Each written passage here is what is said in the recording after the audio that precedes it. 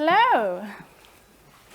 I am a little bit nervous because this thing with the mic is weighing down my skirts, and that's not the kind of show I want to do today. I'm going to be a little bit vulnerable in my talk, but not that vulnerable, I hope. So, yeah. Hello. I am Anna Söderbom. I run a company called House of UX, and what I do is I help individuals and companies how to work with UX writing and localization. I run workshops, courses, do some talks, and I do some hands-on UX writing as well. And of course, I love helping companies with processes. I used to live in the UK for a few years, in Cambridge, so I'm really happy to be back. And when I lived in the UK, they couldn't really pronounce my last name, so they gave me a new one. So instead of Söderbom, I'm Söderbom. Actually, it's just Söderbom. So if you call me, you can just pick whatever works for you. So this is what I'm going to talk about today. Say no to get a yes. Again, they're really small. Can we make them bigger so I can see what my... trying to read my own slides here. Anyway, yes, go from surface level work to doing the work that really matters. Excellent. See it moving here. Perfect. So before we begin, just a bit of a definition. I will talk about UX writing, but to me, I know we have different opinions on this, but I think they're interchangeable. So in Sweden, I think it's also much more common to talk about UX writing than content design, but just clarifying so you think that we have different opinions here. Right, so I'll talk about two things mainly. What I learned from being a UX writing manager and what I learned from quitting my job as UX writing manager and starting my own business.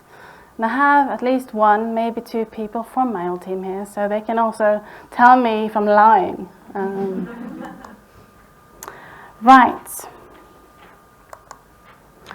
So I started working at a Swedish health tech company called Kry in the UK. It's called Livy because Cry, it doesn't work so well. My background is in content, and I've been working with translation localization for many years. And so I came to Kry to do the same thing. And then that shifted quite quickly over to, can you please build out this UX writing team? And I was really excited, but I also wasn't really sure how to do that. I kind of knew what UX writing was, but I was like, I'm sure I'm supposed to know a lot of things. Are they expecting me to know these things? So I was a little bit scared. So, I had to figure some things out. Right, so I thought, how can I build and lead the UX writing function in the best possible way without anyone finding out I'm a fraud? I'm sure you never felt that way, but I did. Also, what's the one perfect process? I just need to know these things and I'll be fine. So I did my research. I read the books, the articles, listened to podcasts, talked to people, and you won't believe what I found out. Turns out there isn't one magical process, which really kind of sucks, because that would have been sweet. So I had to figure it out on my own. But looking back a little bit to how it started. So it was me and one other person on the team. So we were two people on the team, and we had lots of legacy copy. Maybe you recognize this, everyone has been doing the writing. You come in and you're like, you needed to fix this. So I said, nobody touches the copy unless that's their job. So a little bit of a dictator this past Anna. But yeah, we needed to make sure there were no typos or grammatical mistakes or inconsistent terminology. So there were some positive outcomes. We owned the copy, great. We could clean up the app. Also, people became aware that UX writing is a particular kind of skill. Still reading here, by the way. I can't really read it here, but we'll see how it goes. So, I mean, that was kind of good. But there were also some negative outcomes. We were only able to do surface level work because we were doing all of the copy, right? And there was too much context switching for the UX writing team. By this time, we had grown a little bit, so we weren't just two of us. And people outside the team became insecure, and afraid to touch the copy, which is not that nice. To be fair, past dictator Anna might be happy with that, but current Anna, not so happy with that. So I was like, yeah, this isn't working. But there was one way of solving it, of course. Can we have more people on the team? We couldn't. So what we did instead, we had to change the ways that we were working, of course. So we were a central team within the design team, which was the same thing all along, so that wasn't a change. But what we did change was that we had different product areas. So the UX writers belonged to a specific product area, and obviously within those there were several product teams. So in our case, we had the patient area focusing on the patient app. We had another one for the healthcare professionals, and they had their own app. Then we had some local market-specific product areas as well. So when you were a UX writer, then you were in one of these areas, so you could write for the same audience all the time. And within these, obviously there were product teams. So each UX writer was embedded in one of these teams, like a home team. So, and then they kind of supported one or two teams, depending on who the UX writer was, what work needed to be done. And we evaluated this per quarter.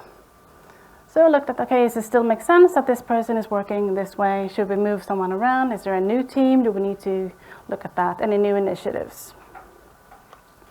So this way they could focus on strategy, vision work, research, as well as copy and design. And they were able to dig deep and have more of an impact. So what about the rest? I mean, obviously there was lots of copy that needed to be written. Many teams did not have an embedded UX writer. But we had to let go of that. And if someone asked us to do anything else besides what we had decided, I said no.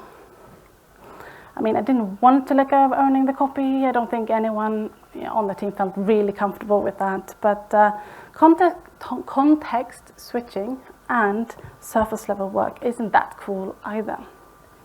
It does no good for the product, and doesn't do any good for the mental health of the team either. So how did we choose? Well, we had to prioritize what initiatives have a high business priority,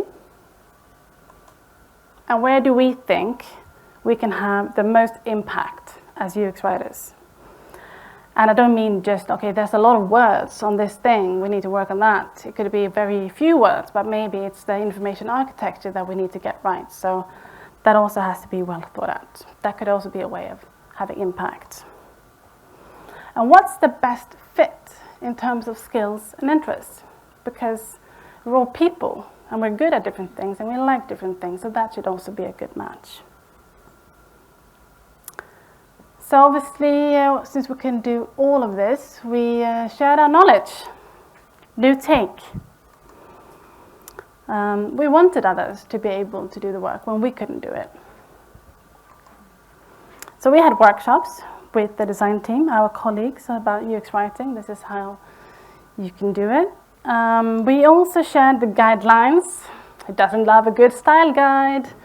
Obviously, everyone wanted to dig into that, read all the details. No, they didn't really. So we had tip of the week on Slack, trying to create awareness. And am I losing my skirt? No, it's fine. No, but we wanted to create some awareness, make it a little bit more accessible and fun, so that they could actually, it was top of their mind that they had it if they wanted. And if they didn't use it, that was not our responsibility. So we empowered others instead of making them feel like they were inferior because they were not UX writers. And when I did this, I didn't actually ask if we could do this. I didn't ask for permission. I did talk to the team. This is, the plan. But apart from that, I was more asking my colleagues, how do we do this? So as part of the design leadership team and talking to the design leads in each of the product areas, we discussed what's the highest business priority, for example. So I involved them in those discussions, but it wasn't a question of, can we do this? So did it work? Wouldn't it be fun if I said no? It worked. Well, so I had designers come up to me and say, well, it's not as good when I need to work without the UX writer. And it's not because they felt inferior. It was actually because they had been working on teams with a UX writer. So they had, a really close collaboration, switched teams to one that didn't have a UX writer and realized, well, it's just not as good because they saw the value of UX writing. And I had design leads that said, we need more UX writers in our product area. We are adding it to our budget. So they made sure to get more headcounts because they officially own the budget. But instead of me coming to them, they came to me. I would say it worked. So by doing proper work, we got to show what we could do.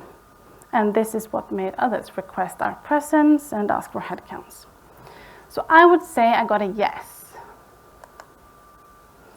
After a few years, before I left, we were 13 people on the UX writing team, and we had lots of good quality work. Very measurable number. But of course, nothing's perfect. You can't stop at an MVP. You need to iterate. So this is not like one perfect equation for this.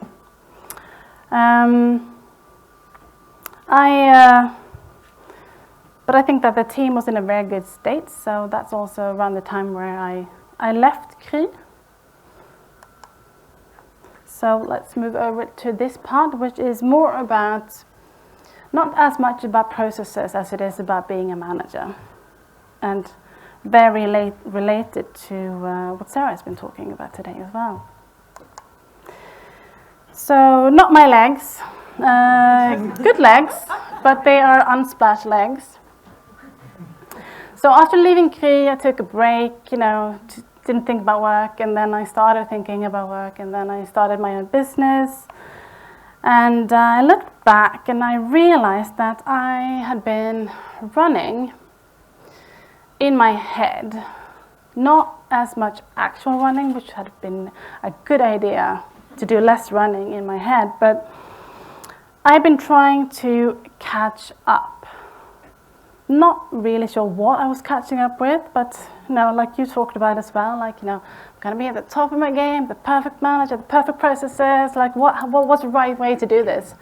And I mean, to be clear, I also really loved the job. I think I learned a lot and I really enjoy building a team, but it took a toll. So some of the things that I looked at, that I realized looking back at this, because I started working with the same things but in a different way when I started my own business. So there is no such thing as knowing it all, which I think is a good reminder for all of us probably once in a while. I took it too seriously for myself. I mean, I think the work that we did, or that I did, was good. But emotionally, I took it too seriously. I mean, I used to get really annoyed when we weren't involved in the process in the beginning or these initiatives. And I guess I get a little bit angry, actually. So, I mean, that wasn't really working out so well for me. And I don't think it's that people look down on UX writing or content design. They just don't know enough. I mean, I have heard some horror stories, but generally, I think this is true. Like, they just don't know. It's not because they want to be mean. Also, again, there is no perfect process. And it's okay if the designer writer ratio in the organization isn't 1-to-1. It's great if it is. But if it isn't, you just need to work with what you've got. And you need to prioritize to make sure that the day-to-day work becomes more of a 1-to-1 ratio. But don't stare yourself blind at these numbers. Like, we need to be at the same level.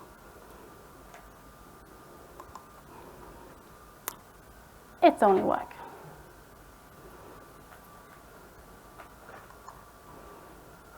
So it's not just about saying no to get a yes in terms of processes or headcounts. It's also about what can you say no to that becomes a yes for you. So yes to good mental health, having fun, having free time, living life. For me, I should have said no to striving for perfection. That would have been more of a yes for me in terms of having more fun at work and staying sane. So what is it for you?